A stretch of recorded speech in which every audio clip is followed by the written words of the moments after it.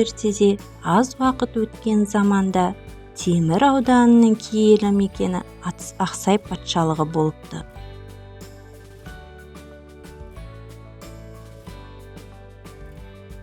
Сол патшалығында Нұрпейіс Байғанин атындағы сарайында Наурызова Айгүл Ерғалиевна және Рахатова Әсел Ерболатовна атты ханшайымдар еңбек етіпті. Ханшайымдар осы сарайда кішкентайынан тәлім-тәрбие алыпты. Бой жеткен соң олар сарайда еңбек етуді жөн көріп қызмет етіпті.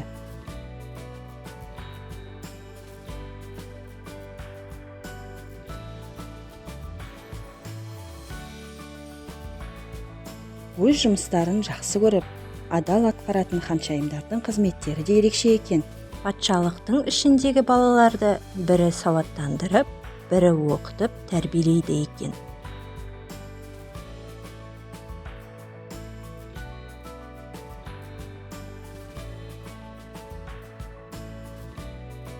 Таңғаларлығы, ханшайымдар ерекше сиқырлы күшке ие көрінеді.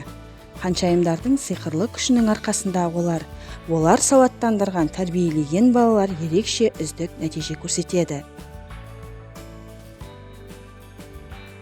Әртүрлі сайыстарға қатысып, жүлделі орындар алады екен.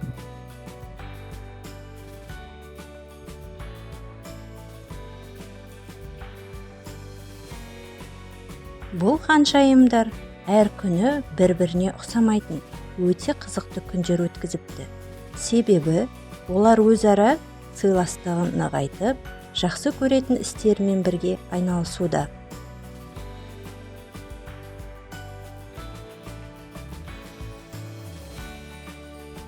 Мұғалім күн нұрының астындағы ең құдіретті мамандық Ушинский.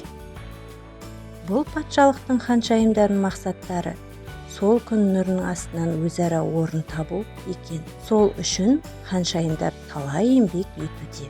Осылайша ханшайымдар тату, тәтті де бақытты күн кешуде.